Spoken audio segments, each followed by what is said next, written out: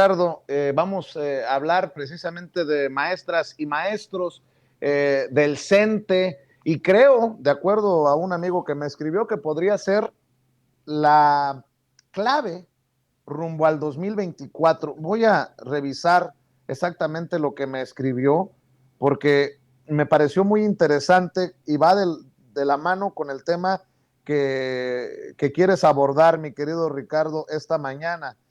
Me escribió, a ver, ¿cuándo fue? Ayer me escribió.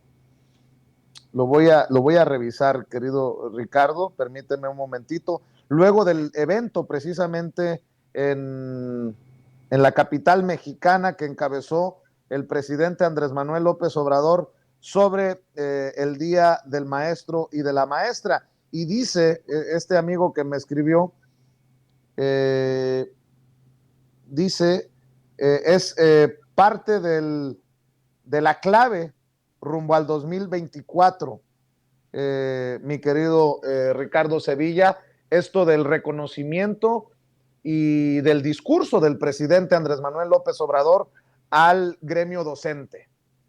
Así es, querido Vicente, un discurso bastante conciliador. Primero que nada, pues muy buenas noticias para los profesores, para las profesoras de la SEP, y es que la secretaria de Educación, Delfina Gómez, confirmó hoy lo que se venía anunciando desde hace unos días, el aumento salarial a maestros y maestras que ganan menos de 20,000 pesos. Recordemos que ayer, como bien lo glosas, durante la conmemoración del Día del Maestro que se llevó a cabo, pues bueno, encabezado por parte del presidente López Obrador, ya se había anticipado que este lunes, que hoy durante su conferencia de prensa matutina, el gobierno federal concedería un aumento al personal docente de la Secretaría de Educación Pública.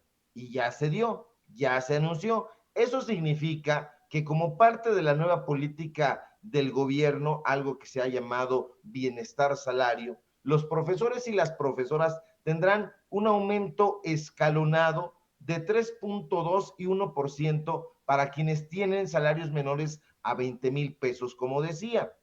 Esto va a beneficiar así a quienes menos perciben, por lo que ahora alcanzarán un ingreso de 14,300 pesos mensuales. Y para impulsar esta medida, el gobierno federal, Vicente, invertirá cerca de 25,000 millones de pesos, no como algunos periódicos tarados han dicho, 25 millones de pesos. No, no, les falta el 25,000 millones de pesos. Ahora, déjame contarte que adicionalmente el gobierno federal pondrá énfasis en el cambio de modelo neoliberal educativo que en este gobierno está transitando ya desde hace algunos años hacia un modelo plenamente humanista. Y eso es importante, la mar de relevante, porque además de continuar enseñándose en las aulas matemáticas, ciencias sociales, ciencias naturales, artes, todo esto tendrá una base en común que ponga en el centro la ética y el humanismo. Estamos hablando de un modelo educativo que se preocupa por la justicia, por la enseñanza del civismo, por una sólida formación en materia de derechos humanos ahora que precisamente se está perdiendo todo eso en el caso de Azucena Uresti, que no tiene la menor empatía, y en el caso de las amenazas que hemos estado sufriendo. Pues bueno, esto dará oportunidad a que los niños, a que las niñas, que son el presente y el futuro de México, fortalezcan la perspectiva social, la perspectiva de género, la fraternidad, el respeto, la diversidad, la equidad entre hombres y mujeres y el amor a las culturas indígenas. Pero ahora, fíjate que todo esto es sumamente interesante y yo lo celebro.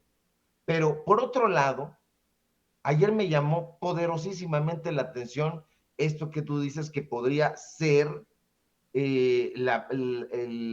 pues, la piedra angular de las próximas elecciones, de las elecciones federales, las elecciones de hacia 2024, porque el presidente López Obrador tuvo una deferencia hacia la Coordinadora Nacional de Trabajadores de la Educación, precisamente en la ceremonia oficial con motivo del Día del Maestro.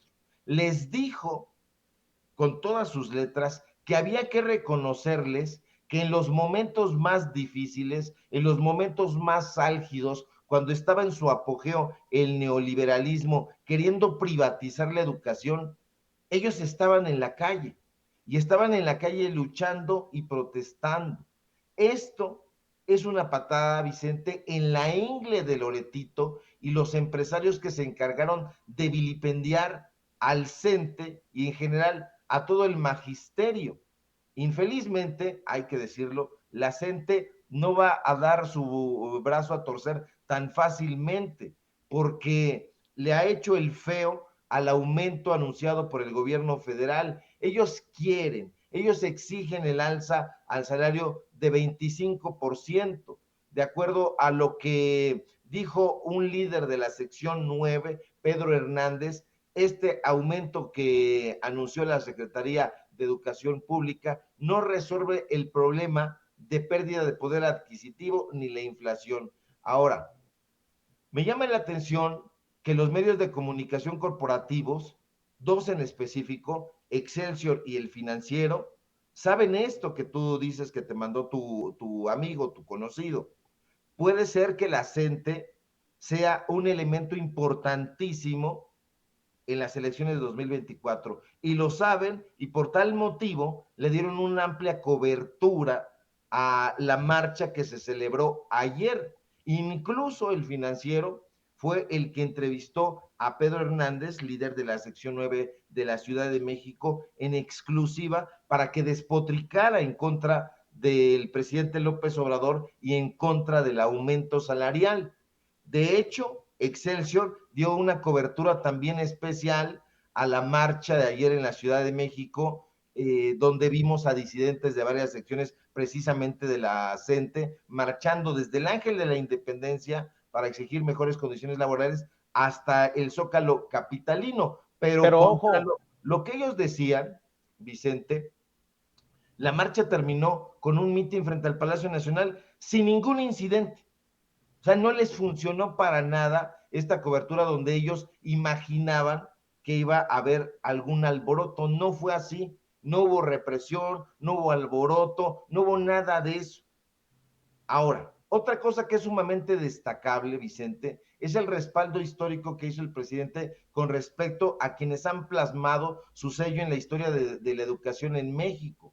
Por ejemplo, el presidente mencionó a José Vasconcelos, el abogado, el político, el escritor, el educador, el funcionario público, el filósofo mexicano del cual han hablado tan mal los herederos de Octavio Paz, los letras libres. También el presidente habló de Jaime Torres Bodet, el diplomático, el funcionario público, el escritor, el ensayista, el poeta, que hay que recordar que también fungió como director general en la UNESCO. Y también habló, imagínate, o sea, cuando los medios de comunicación corporativas y sus analistas chafas hablan de que el presidente López Obrador es un ignorante, lo único que están dando pues a entender es que no entienden ni escuchan lo que dice, porque también habló de mi gran ídolo Ignacio Manuel Altamirano, el autor de Clemencia, de la Navidad en las montañas, del Zarco,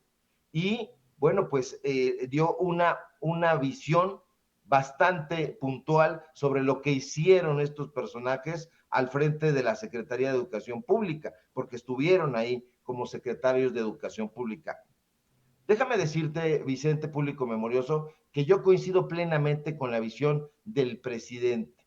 En México queremos una formación orientada completamente hacia el humanismo, que en todos los libros de texto gratuitos, aunque sean de ciencias naturales, aunque sean de ciencias sociales, aunque sean de cívica, de ética, haya un tronco común dedicado precisamente al humanismo. Es muy importante que primero nuestros niños, nuestras niñas se formen como buenos seres humanos, es decir, que nunca abandonen el lado humanista, que lo tengan plenamente identificado, que sepan lo que propone, lo que hace, lo que es. Indudablemente, la frase que más me impactó dentro del discurso que dio el presidente fue aquella de no queremos inventores de bombas atómicas, no, queremos creadores de fraternidad y eso es lo que queremos, está muy, muy acorde con lo que los neoliberales quieren. Ellos quieren genios, ellos quieren eruditos, pero insensibles al humanismo y eso es precisamente la antípoda de lo que busca el gobierno federal. Ahora, eso es lo que el pueblo quiere, por un lado, pero es también lo que los profesores y las profesoras anhelan, que la educación sea la base de la transformación de nuestro país. Y es que para que se tengan profundas raíces y sea irreversible la transformación, los profesores deben ganar salarios dignos para que no vayan y echen la hueva, para que no estén motivados, sino para que vayan y enseñen a las niñas, a los niños, con mucho ímpetu, con mucho entusiasmo. Hay que recompensar su labor, sin duda importantísima. Ahora, hay que recordar, Vicente, que la reforma neoliberal del calderonismo impuso a los maestros un sistema de retiro individualizado que fue muy lesivo al magisterio en particular, y eso hay que revertirlo, hay que poner fin al tope de pensiones al magisterio. Lo digo en términos técnicos porque en algún momento ya había dicho acá en Sin Censura que trabajé como jefe de control de prestaciones en el IMSS, por increíble que parezca, entonces conozco muy bien el tema de las pensiones. Pues bueno, al magisterio se le impuso en épocas de Calderón 10 UMA, es decir, 10 unidades de medida y actualización, mientras que para quienes cotizaban en el IMSS es y era más alto, actualmente es de 25. ¿Y cómo puede hacerse eso? Pues bueno, llevando a cabo un emparejamiento paulatino anual. Y en ese sentido, a mí me parece excelente que la Secretaría de Hacienda y Crédito Público vaya a destinar más presupuesto para el fortalecimiento de los salarios de las y de los docentes. Que no se nos olvide, público memorioso, que la educación es el procedimiento teórico práctico por el cual una persona adquiere hábitos, métodos, habilidades y creencias. Eso es muy importante con respecto a conocimientos determinados. Estos saberes son transferidos y asimilados de generación en generación. Y esto es fundamental y esto lo sabe el Grupo Nexos de Aguilar Camín porque ellos tenían la educación de este país secuestrada y metían ahí pues de todo de su ronco pecho. Tenían la educación secuestrada, pero los textos estaban completamente llenos de los contenidos que a Héctor Aguilar Camín y a su grupo les interesaba. De ahí que no conociéramos a los grandes cronistas de México, pero sí conociéramos a José Joaquín Blanco, o a Rafael Pérez Gay, o a Héctor de Mauleón. No, hay que conocer a Manuel Paino, a Francisco Zarco, al Altamirano, al Nigromante, etcétera. No, no lo que estos personajes nos estaban inoculando. Entonces yo celebro todo eso que está haciendo la Secretaría de Educación Pública. Ojalá y le pusieran a eso el mismo entusiasmo a la revisión que están haciendo con los contratos, porque ya ves que la semana pasada hicimos un llamado a la Secretaria de Educación Pública, Delfina Gómez, para que le echara un ojo a lo que se está haciendo, porque le dieron una muy buena lana, más de 2,000 millones de pesos a una de las empresas de Ricardo Salinas Pliego. Y si nos van a amenazar, pues ni modo, nos seguirán amenazando, pero vamos a seguir diciendo las cosas como son. Ojo a los contratos, Secretaria de Educación, porque sus subalternos le están dando lana a las empresas de Ricardo Salinas Pliego.